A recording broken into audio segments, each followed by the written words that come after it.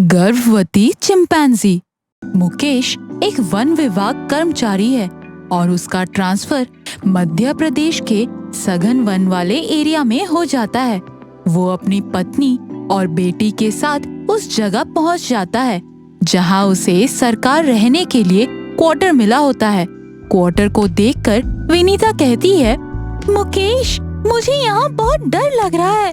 ये घना जंगल और यहाँ के भयानक जानवर कहीं हमें खा ना ले। इसमें डरने की क्या बात है? यहाँ पर बाकी लोग भी तो रहते हैं और जंगली जानवर बेवजह किसी पर हमला नहीं करते। मम्मी, एनिमल्स हमारे फ्रेंड्स होते हैं because humans are a social animal ना। इसी तरह अब वो तीनों खुशी खुशी रहने लगते हैं। उन्हें वहाँ का माहौल बहुत पसंद आ जाता है। एक दिन अचानक नन्ही गायब हो जाती है। बहुत ढूंढने पर भी नहीं मिलती। तब विनीता मुकेश को फोन मिलाती है। मुकेश, नन्ही घर पर नहीं है। पता नहीं कहाँ गई। बहुत लोगों से पूछा लेकिन वो कहीं नहीं है। तुम जल्दी आओ। अरे पड़ोस में देखो, कहीं होगी। मैंने सब जगह देखा पर कहीं पर भी नहीं मिल रही है। मुझे डर लग रहा है कोई जानवर तो नहीं ले गया हमारी नन्ही को। मुकेश ये सुन जल्द ही अपने ऑफिस से घर आ जाता है। आते ही विनीता से पूछता है, क्या हुआ? मिली नहीं? बोलो। मैंने कहा था ना, जंगली जानवर ही नन्ही को उठाकर ले गए होंगे। ठीक है, चलो जंगल की ओर हम देखते हैं। दोनों मिलकर जंगल की ओर जा रहे होते हैं। उन्हें कुछ मिलता है। ये देखो, ये तो अपनी नन्ही की चप्पल है। हाँ, शायद इस तरफ। जल्दी चलो। दोनों नन्ही को ढूंढते ढूंढते घने जंगल में कहीं खो जाते हैं, लेकिन अभी तक नन्ही का कोई पता नहीं होता। शाम भी होने लगती है और मौसम भी खराब होना शुरू हो जाता है। मुकेश, लगता है तूफान आने वाला है। नन्ही कहाँ और कैसी होगी? तुम फिक्र न करो, हम उसे जल्द ही ढूंढ लेंगे। थोड़ी देर में तूफान और बारिश होने लगती है। दोनों बारिश से बचने के लिए काले पत्थर की आड़ में खड़े होते हैं ताकि वो बारिश और तूफान से बच जाएं।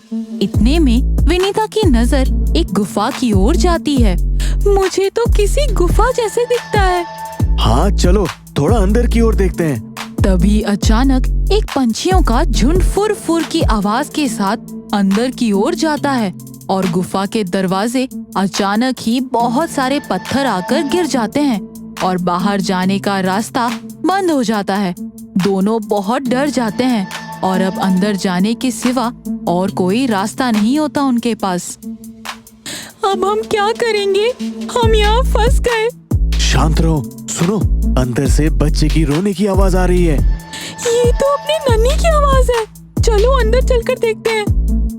दोनों गुफा में और अंदर जाते हैं और थोड़ी देर में उन्हें नन्ही दिख जाती है, लेकिन वो इस वक्त एक चिंपैंजी के पास होती है। अरे देखो, इस चिंपैंजी के पास अपनी नन्ही। उसी वक्त उनकी नजर पास में पड़ी एक प्रेग्नेंट चिंपैंजी पर पड़ती है जो एक शिकारी के लगाए हुए जाल में फंसी हुई होती है और उसका बच्चा बस होने ही वाला होता है, लेकिन इस जाल की वजह से उसे बहुत अधिक दर्द होता है। मैं समझ गया विनीता, इन्होंने नन्ही को क्यों पकड़ लिया है।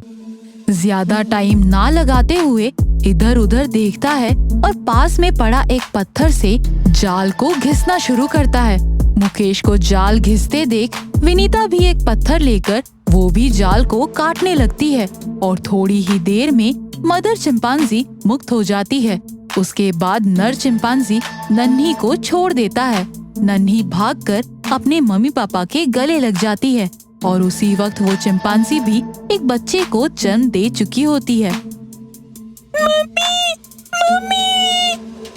मुकेश, काफी रात हो गई है, चलो चले यहाँ से। हाँ माँ, हमें इन जंगली प्राणियों से कोई खतरा नहीं है। पापा, क्या हम इन बच्चों को अपने घर लेकर जा सकते हैं? हाँ बेटा, ये सारा जंगल इन्हीं का घर है। हमने तो बस इनके घर को काट कर अपनी घर बसाया है। तुमने सही कहा था मुकेश, जंगली प्राणी बिना किसी वजह के किसी पर हमला नहीं करते। देखो, हमारी नन्ही सुरक्षित है। सुबह हो चुकी है।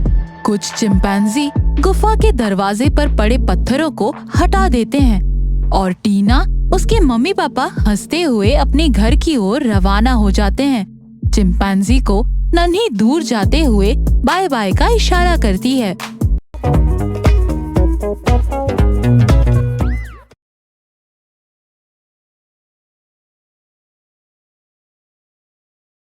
मनु पढ़ाई में बहुत वीक थी। उसे कितना भी पढ़ाओ कुछ समझ में ही नहीं आता था।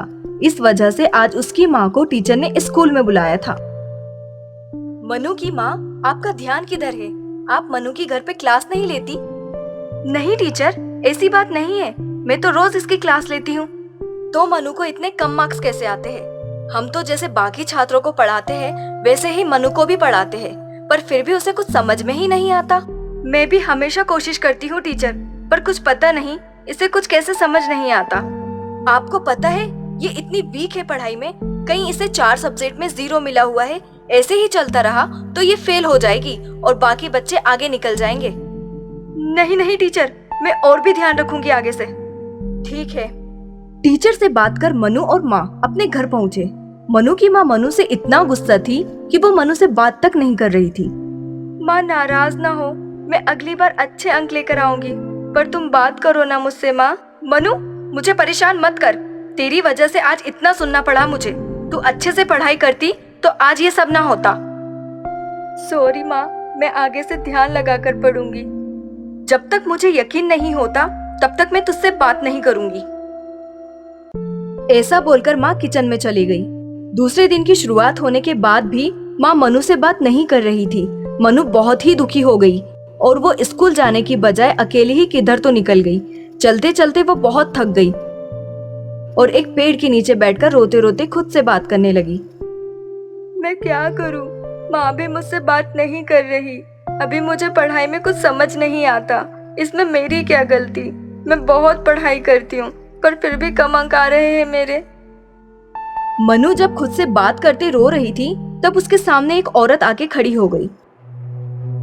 बेटे, तुम यहाँ अकेले बैठे क्यों रो रही हो? क्या हुआ तुम्हें? तुम्हारी माँ किधर है? माँ का नाम सुनते ही मनु और भी रोने लगी और रोते रोते उसने पूरी बात उस औरत को बताई। अभी मेरे अंक कम आए इसलिए माँ मेरे साथ बात नहीं कर रही। मैं क्या करूँ अभी? अरे इतनी सी बात है ना, मैं तुम्हें कल से पढ़ाती हूँ। मैं भी एक टीचर हूँ, मेरा नाम अलका है। तुम मुझे अलका टीचर बुला सकती हो। सच में? आप मुझे सिखाएंगी? हाँ बेटे, मैं तुम्हें रोज शाम को इस पीपल के पेड़ के पास ही मिलूंगी। तुम स्कूल की छुट्टी के बाद इधर ही आ जाना और अपनी माँ को एक्स्ट्रा क्लास के बारे में जरूर बताना। ठीक है अलका टीचर, मैं जरूर रोज शाम को इधर पढ़ाई के लिए आऊंगी और मन लगाकर पढ़ाई भी करूंगी। मनु अलका टीचर से बात कर घर चली आई। दूसरे दिन से मनु अपनी माँ को बताकर अलका टीचर के पास पढ़ाई करने जाने लगी। आ गई मनु, चलो हम पढ़ाई करने बैठते हैं। अलका टीचर, पर हम इधर ही बैठेंगे, मतलब आप किधर रहती हो? मैं 2 घर छोड़कर दूर जो घर दिखाई दे रहा है उधर ही रहती हूँ। तो हम घर चलकर पढ़ाई नहीं कर सकते? मनु, इधर हवा देखो कितनी अच्छी आ रही है। नेचर के साथ सीखूंगी तो और भी मन लगाकर पढ़ाई कर पाऊंगी और यहाँ तो कोई भी नहीं है तो अच्छे से भी पढ़ाई होगी। ठीक है, फिर इधर ही बैठते हैं। तो मनु पहले मुझे बताओ, तुम्हें कौन सा सब्जेक्ट ज्यादा पसंद नहीं है? मैथ्स मुझे ज्यादा पसंद नहीं है। तो ठीक है, आज हम उससे ही शुरुआत करते हैं। ये बहुत ही मजेदार है। इस तरह से अलका टीचर ने मनु को पढ़ाना शुरू कर दिया। ऐसे ही दिन जा रहे थे। मनु अलका टीचर के पास रोज पढ़ने के लिए जाती थी और उसकी पढ़ाई भी धीरे धीरे अच्छी हो रही थी। मनु के एग्जाम भी 2 दिन बाद आ गए थे। मनु, तुम्हारी पढ़ाई हो गई है ना? इस बार अंक अच्छे आने चाहिए। हाँ माँ, इस बार मैं तुम्हें शिकायत करने का मौका नहीं दूंगी।